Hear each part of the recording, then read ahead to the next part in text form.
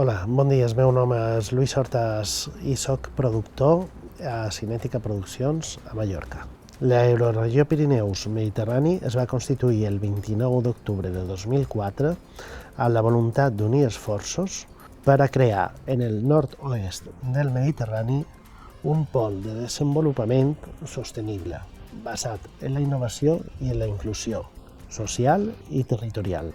En aquests moments està formada per 3 regions europees, que són Occitània, a França, i Balears i Catalunya per part d'Espanya.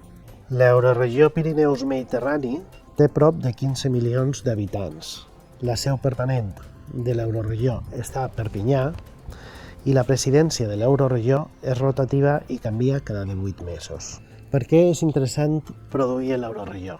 Els vincles d'un passat comú ens donen elements dramàtics per a generar continguts audiovisuals. És a dir, comptem amb gran varietat d'històries compartides que necessiten ser contades, ja sigui en format periodístic, educatiu, documental i, evidentment, en pel·lícules de ficció. En quant a serveis, la varietat de paisatges dona lloc a una gran varietat de localitzacions diverses a un espai relativament reduït, la qual cosa agilitza molt el transport entre diferents escenaris, el que representa un gran potencial per a atreure produccions de tot el món, ja sigui per a realitzar grans produccions o produccions independents o inclús produccions publicitàries. És imprescindible que aquestes 3 regions europees uneixin esforços per a ser més competitives, compartir recursos i alhora puguin generar projectes sostenibles que compleixin a les exigències de l'Agenda 2030 de la ONU. En el nostre cas, ens trobem amb un director de cinema català, David Gutiérrez, que vol filmar una història que succeeix a França, concretament a la regió de l'Ariège, ja que la història tracta d'una família que vol viure una vida nova fora de l'entorn urbà, de l'estrès i la contaminació.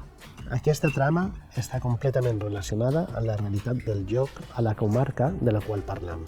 Com produir l'Euroregió? El punt principal per coproduir a l'Euroregió i veure's beneficiat de les ajudes que s'ofereixen per part d'aquesta institució és tenir un soci de cada territori. Com trobar aquests socis? El més fàcil és trobar-lo a través de les associacions professionals que hi ha a cada lloc. A Balears pots trobar diferents associacions, des de l'Associació de Productors de les Illes Balears, APAID, a l'Associació de Cineastes de les Illes Balears, ACIP, on trobaràs diferents guionistes i directors, a l'Associació de Veïs, on trobaràs empreses especialitzades en donar serveis a les produccions que venen de fora de les Illes Balears.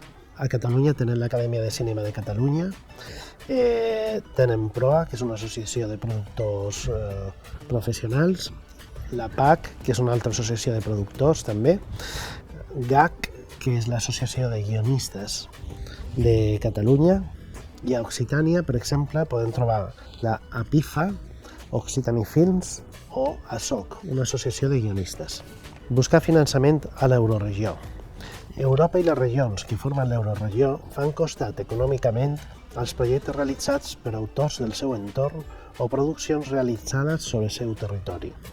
La cultura és un dels eixos vertebradors d'Europa i la seva diversitat és una de les seves senyals identitàries més fortes. És per això que podem trobar diferents ajuts i subvencions que donen suport a la producció cinematogràfica.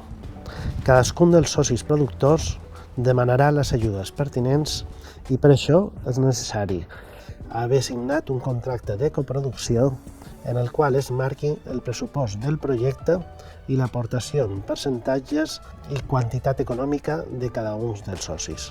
Tenim diferents tipus d'institucions que ajudaran a la producció.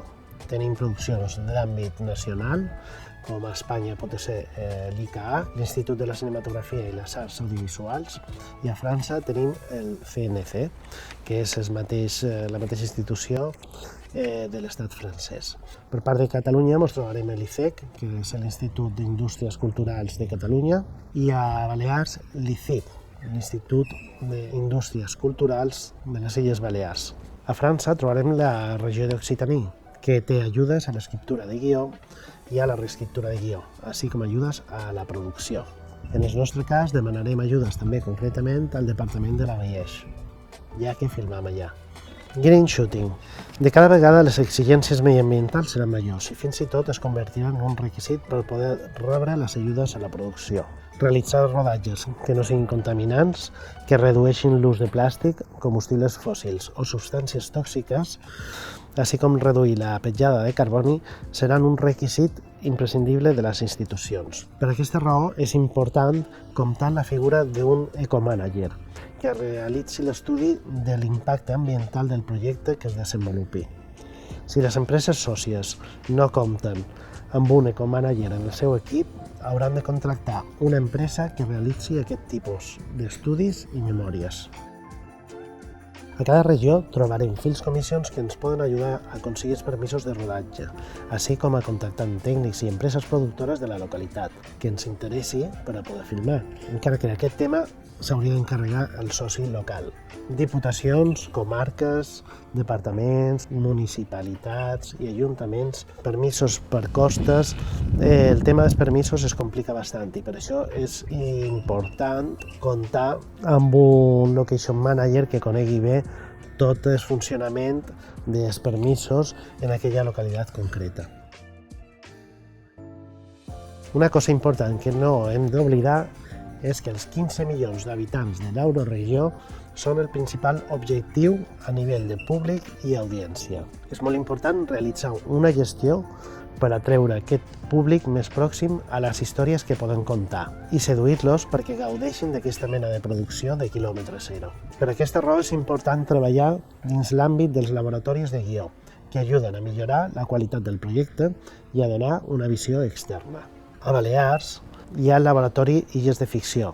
A Catalunya trobem el laboratori Tràfic i a França ens trobem amb el laboratori de projectes que hi ha dins el Festival de Cinema Cine Espanya a Tolosa. Per a generar públic i relacionar-nos amb ell, és també molt important treballar dins l'àmbit dels festivals de cinema locals. A Balears tenim més de 14 festivals de cinema, entre els quals destaquen l'Atlàntida Film Fest, que sol celebrar al mes de juliol.